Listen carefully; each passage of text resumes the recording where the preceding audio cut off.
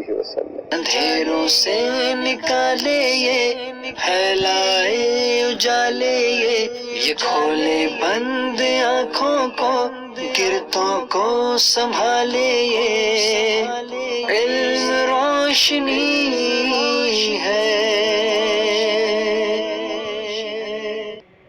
الحمد للہ الذی ابدع الافلاک والارضین والصلاة والسلام علی من کان نبیا وآدم بین الماء والطین وعلی آلہ واصحابہ اجمعین، اما بعد فاعوذ باللہ من الشیطان الرجیم، بسم اللہ الرحمن الرحیم۔ آج ہم انشاءاللہ عز و جل اصول حدیث کوئز شروع کریں گے۔ اصول حدیث سے مراد کیا ہے، حدیث کسے کہتے ہیں، اصول حدیث کا موضوع کیا ہے، انشاءاللہ عز و جل آج ہم انہیں پڑھیں گے۔ آئیے شروع کرتے ہیں۔ اصول حدیث، سوال نمبر 1، حدیث کسے کہتے ہیں، یعنی حدیث کی تعریف کیا ہے؟ جواب، رسول اکرم صلی اللہ علیہ وسلم کے قول، فعل اور تقریر کو حدیث کہتے ہیں۔ قول کا معنی ہے آپ کی بات، اور فعل کا معنی نبی پاک صلی اللہ تعالی علیہ وسلم کا کام، فعل، اور تقریر کا کیا معنی ہے اسے خود بیان کر رہے ہیں۔ سوال نمبر 2، تقریر کسے کہتے ہیں؟ کیونکہ حدیث کی تعریف میں تقریر کا لفظ استعمال ہوا۔ حدیث کسے کہتے ہیں؟ نبی اکرم صلی اللہ تعالی علیہ وسلم کے قول و فعل و تقریر کو حدیث کہتے ہیں۔ تو تقریر سے مراد کیا ہے، اب اسے بیان کر رہے ہیں۔ تقریر کسے کہتے ہیں؟ جواب، تقریر یہ ہے کہ رسول اکرم صلی اللہ تعالی علیہ وسلم کی موجودگی میں کوئی کام کیا گیا اور رسول اکرم صلی اللہ تعالی علیہ وسلم نے اسے منع نہ کیا بلکہ خاموشی اختیار کی، تو یہ حدیث تقریری ہے۔ یعنی حضور پاک صلی اللہ تعالی علیہ وسلم کے موجودگی میں کوئی کام ہو اور حضور پاک صلی اللہ تعالی علیہ وسلم خاموش رہیں، تو یہ کیا ہے؟ حدیث تقریری ہے، کیونکہ ایسا ہو ہی نہیں سکتا نبی پاک صلی اللہ تعالی علیہ وسلم کے سامنے کوئی ناجائز کام کیا جائے یا کوئی خلاف شرع کام کیا جائے اور آپ صلی اللہ تعالی علیہ وسلم اس پر خاموش رہیں، ایسا ہو ہی نہیں سکتا۔ آپ صلی اللہ تعالی علیہ وسلم جب خاموش رہے تو معلوم ہو گیا کہ یہ کام کرنا درست ہے، جائز ہے، یہ کام کرنا چاہیے، ٹھیک ہے۔ تو نبی پاک صلی اللہ تعالی علیہ وسلم کے موجودگی میں جو کام کیا گیا اور حضور پاک صلی اللہ تعالی علیہ وسلم نے اس سے منع نہیں کیا بلکہ خاموش رہے، تو یہ حدیث تقریر کہلاتی ہے، ٹھیک ہے، حدیث تقریر۔ اب دیکھیں سوال نمبر 3، کیا صحابی اور تابعین کے قول و فعل اور تقریر کو بھی حدیث کہتے ہیں؟ نبی پاک صلی اللہ تعالی علیہ وسلم کے قول و فعل و تقریر کو حدیث تو کہتے ہی ہیں۔ اب پوچھ رہے ہیں کہ صحابی تابعین کے قول و فعل و تقریر کو حدیث کہیں گے یا نہیں کہیں گے؟ جواب، جی ہاں، بعض محدثین کے نزدیک صحابی و تابعی کے قول و فعل اور تقریر کو بھی حدیث کہتے ہیں، ٹھیک ہے نا۔ یعنی بعض محدثین کا یہ بھی قول ہے کہ جس طرح نبی پاک صلی اللہ تعالی علیہ وسلم کا قول، فعل، تقریر حدیث ہے، اسی طرح صحابی کا قول، اس طرح تابعی کا قول اور فعل اور تقریر حدیث ہیں۔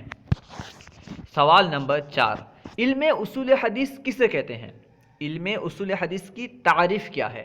جواب، یہ وہ علم ہے جس میں راوی یعنی سند اور مروی عنہ یعنی متن کے احوال مقبول اور مسترد ہونے کے اعتبار سے معلوم ہو۔ جس علم میں راوی اور مروی عنہ کے احوال مقبول اور مسترد ہونے کے اعتبار سے کہ یہ مقبول ہے یا مقبول نہیں، مسترد ہے، کیا ہے، اس اعتبار سے جس علم میں راوی اور مروی عنہ کے احوال معلوم ہو اسے کہتے ہیں علم اصول حدیث، ٹھیک ہے۔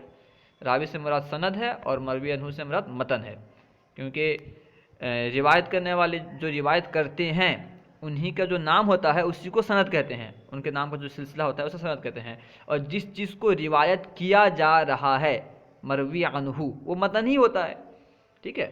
تو جس علم میں راوی یعنی سند اور مروی عنہ یعنی متن کے احوال مقبول اور مسترد ہونے کے اعتبار سے معلوم ہو کہ یہ مقبول ہے یا مقبول نہیں ہے، اس اعتبار سے معلوم ہو، اسے علم اصول حدیث کہتے ہیں۔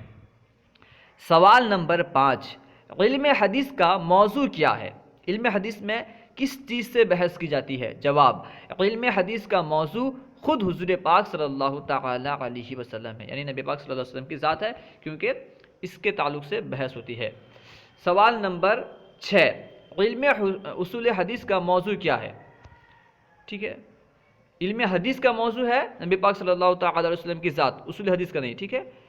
علم حدیث کا موضوع ہے نبی پاک صلی اللہ تعالی علیہ وسلم کی ذات، کیونکہ علم حدیث میں نبی پاک صلی اللہ تعالی علیہ وسلم کی ذات سے ہی بحث ہوتی ہے۔ اور علم اصول حدیث کا موضوع کیا ہے، اسے بیان کر رہے ہیں۔ جواب، اس کا موضوع راوی اور مروی عنہ ہے۔ علم اصول حدیث میں راوی یعنی سند اور مروی عنہ یعنی متن سے بحث ہوتی ہے، اس لیے علم اصول حدیث کا موضوع کیا ہے؟ راوی اور مروی عنہ۔ علم حدیث کا موضوع حضور کی ذات، اور علم اصول حدیث کا موضوع راوی اور مروی عنہ ہے۔ سوال نمبر 7، سند کسے کہتے ہیں؟ سند سے مراد کیا ہے؟ جواب، حدیث کے راویوں کے سلسلے کو سند کہتے ہیں۔ حدیث کو جو روایت کرنے والے ہیں ان کا جو سلسلہ ہے اسے سند کہتے ہیں۔ سوال نمبر 8، متن کسے کہتے ہیں؟ جواب، جہاں سند ختم ہو جائے اس کے اگلے حصے کو متن کہتے ہیں، یعنی سند ختم ہو جائے اس کے بعد جو روایت کیا جا رہا ہے، جو بات بیان کی جا رہی ہے یا جو فعل بیان کیا جا رہا ہے اسے متن کہتے ہیں، ٹھیک ہے۔ جہاں سند ختم ہو جائے اس کے اگلے حصے کو متن کہتے ہیں۔ سوال نمبر 9، حدیث اور خبر میں کیا فرق ہے؟ حدیث اور خبر میں کچھ فرق ہے یا نہیں؟ اگر فرق ہے تو کیا فرق ہے؟ جواب، جمہور محدثین کے نزدیک خبر اور حدیث ہم معنی ہیں، یعنی جمہور محدثین کا یہ قول ہے کہ خبر جو ہے حدیث بھی وہی ہے، ان میں کوئی فرق نہیں ہے۔ مگر بعض علماء کے نزدیک حضور صلی اللہ تعالی علیہ وسلم، صحابہ کرام اور تابعین کے گفتگو کو حدیث کہتے ہیں۔ نبی پاک صلی اللہ بعض محدثین فرماتے ہیں کہ نبی پاک صلی اللہ تعالی علیہ وسلم، صحابہ اور تابعین کی جو گفتگو ہے اسے حدیث کہتے ہیں، جبکہ دیگر بادشاہوں اور گزشتہ زمانے کے احوال کو خبر کہتے ہیں۔ بادشاہ کی خبر ہو یا گزرے ہوئے زمانے کی خبر ہو اسے خبر کہتے ہیں، ٹھیک ہے۔ گزرے ہوئے زمانے کے احوال بیان کیے جائیں یا بادشاہوں کے احوال بیان کیے جائیں اسے خبر کہتے ہیں، یہ بعض محدثین کا قول ہے۔ حدیث نبی پاک صلی اللہ علیہ وسلم، صحابی اور تابعین کے قول و فعل کو کہتے ہیں، اور بادشاہ یا گزرے ہوئے زمانے کے احوال کو بیان کیا جائے تو خبر۔ سوال نمبر 10، اثر کسے کہتے ہیں؟ جواب، حدیث مرفوع اور موقوف کو اثر کہتے ہیں۔ حدیث مرفوع کسے کہتے ہیں؟ جو حدیث نبی پاک صلی اللہ تعالی علیہ وسلم کی طرف منسوب ہو اسے کہتے ہیں حدیث مرفوع، اور حدیث موقوف کسے کہتے ہیں؟ جو حدیث صحابی کی طرف منسوب ہو، صحابی کی طرف جس حدیث کی نسبت کی گئی ہو اسے حدیث موقوف کہتے ہیں، ٹھیک ہے۔ تو اثر کسے کہتے ہیں؟ حدیث مرفوع اور حدیث موقوف کو اثر کہتے ہیں۔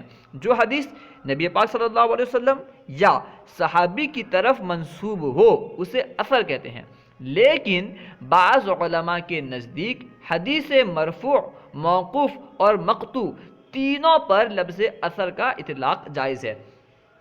جو حدیث نبی پاک صلی اللہ تعالی علیہ وسلم کی طرف منسوب ہو اسے کہتے ہیں حدیث مرفوع، جو صحابہ کی طرف منسوب ہو اسے کہتے ہیں حدیث موقوف، اور جو حدیث تابعین کی طرف موقوف ہو اسے کہتے ہیں حدیث مقطوع۔ تو جو جمہور کا قول ہے وہ یہ ہے کہ حدیث مرفوع اور موقوف یعنی جو حدیث نبی پاک صلی اللہ علیہ وسلم کی طرف یا صحابی کی طرف منسوب ہو اسے اثر کہتے ہیں، لیکن بعض علماء یہ بھی فرماتے ہیں کہ حدیث چاہے نبی پاک صلی اللہ تعالی علیہ وسلم کی طرف منسوب ہو یا صحابی کی طرف یا تابعی کی طرف اسے بھی اثر کہیں گے، ٹھیک ہے۔ یعنی تابعین کی طرف جو حدیث کی نسبت کی جاتی ہے اسے اثر کہیں گے یا نہیں کہیں گے، اس میں گویا کہ اختلاف ہے۔ جمہور کا قول یہ ہے کہ اسے اثر نہیں کہیں گے، اور بعض علماء فرماتے ہیں کہ اسے اثر کہیں گے، اس پر بھی اثر کا اطلاق جائز ہے، درست ہے۔ اللہ و رسولہ اعلم۔ اگر آپ کو کوئی بات سمجھ میں نہ آئی ہو یا درسیات کے متعلق کوئی سوال کرنا چاہتے ہوں تو کمنٹ باکس میں سوال کریں، انشاءاللہ عز و جل ممکنہ صورت میں جواب دیا جائے گا۔ السلام علیکم ورحمۃ اللہ وبرکاتہ۔